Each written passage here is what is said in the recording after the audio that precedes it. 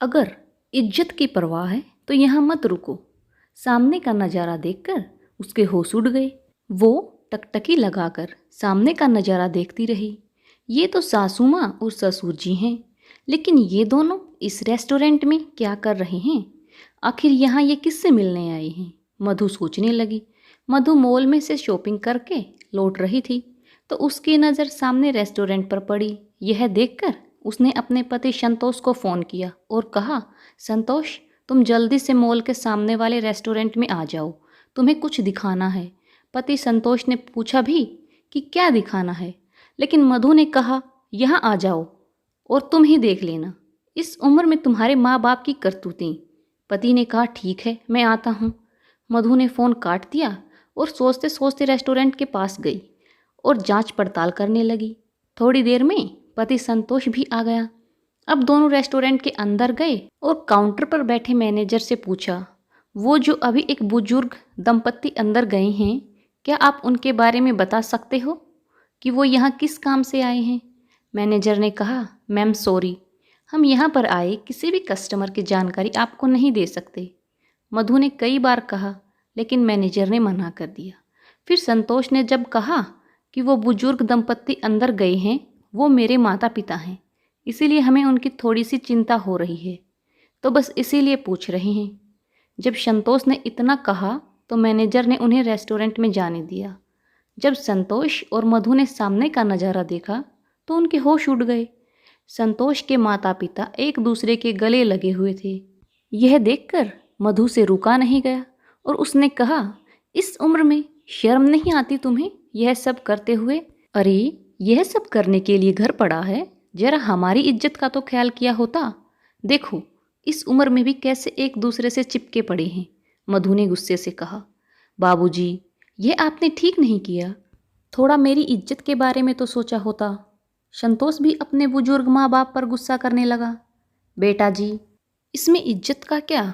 मैं और तेरी माँ एक दूसरे को गले लगाकर आज शादी की सालगिरह की शुभकामनाएं दे रहे हैं। हम बुजुर्ग हो गए हैं तो क्या, हमें शादी की सालगिरह मनाने का हक नहीं है? हम भी तुम लोगों की तरह बाहर जाकर एक दिन खुद के लिए नहीं जी सकते क्या? तुम दोनों तो हर बार की तरह भूल ही गए थे कि आज हमारी शादी की सालगिरह है, और अगर तुम्हें याद भी दिलाते तो सुनने को यही मिलता कि इस उम्र में शादी की सालगिरह कौन मनाता है, फालतू के खर्चे। तुझे तेरे पालतू कुत्ते का जन्मदिन मनाना याद रहता है, उसकी जरा सी तबीयत खराब हो जाए तो डॉक्टर के ले जाना याद रहता है, लेकिन तुझे इतना याद नहीं रहता कि तेरे घर के किसी एक छोटे से कमरे में तेरे माँ बाप भी रहते हैं। लेकिन हमें तुझसे कोई शिकायत नहीं, बस मैं और तेरी माँ अपनी ज़िंदगी में एक दूसरे के सहारे से खुशी ढूंढ ही लेते हैं। इसीलिए मैं और तेरी माँ आज अपनी ज़िंदगी का सबसे यादगार पल खुद ही मनाने चले आए, तो इसमें बुराई क्या है? अगर तुम्हें हमारी खुशियों में शामिल होना है तो यहाँ रुको, और अगर तुम्हें अपनी इज्जत की परवाह है तो मत रुको, तुम्हारे ऊपर निर्भर करता है। संतोष को अफसोस हो रहा था कि वो कैसे अपने माता पिता की शादी की सालगिरह भूल गया। बचपन से लेकर आज तक माँ पापा मेरा जन्मदिन कभी नहीं भूलते हैं, और सबसे पहले माँ मेरे तिलक लगाकर मुझे जन्मदिन की शुभकामनाएं और आशीर्वाद देती हैं। और मैंने क्या किया, जैसे जैसे बिजनेस में नाम कमाता गया वैसे ही अपनी माँ की खुशियों का ख्याल रखना ही भूल गया। सच में ये सब मेरी ही गलती है।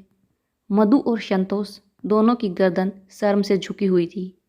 अपनी गलतियों को स्वीकार कर संतोष ने अपने माता पिता से माफ़ी मांगी। सच में माता पिता का हृदय अपने बच्चों के प्रति बिल्कुल मोम के जैसा होता है।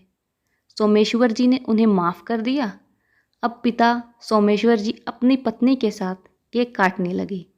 बेटे बहू और रेस्टोरेंट में मौजूद लोगों के साथ खुशियां बांटने लगे। दोस्तों, सच में पता नहीं बच्चे बड़े होते ही क्यों अपने माता पिता की छोटी छोटी खुशियों का ध्यान रखना भूल जाते हैं, और जब माता पिता अपने हिसाब से अपनी खुशियों को मनाने की सोचते हैं तो बच्चे उन्हें इज्जत का हवाला देकर रोक देते हैं। मेरे ख्याल से जितना हमें अपनी खुशियां मनाने का हक है, उतना ही हक हमारे माता पिता को है। क्या हुआ अगर वो बुजुर्ग हो गए तो? यह मेरे विचार हैं। अगर आप सभी मेरे विचार से सहमत हैं तो ज़रूर प्रतिक्रिया करें और प्लीज़ फॉलो भी करें। धन्यवाद।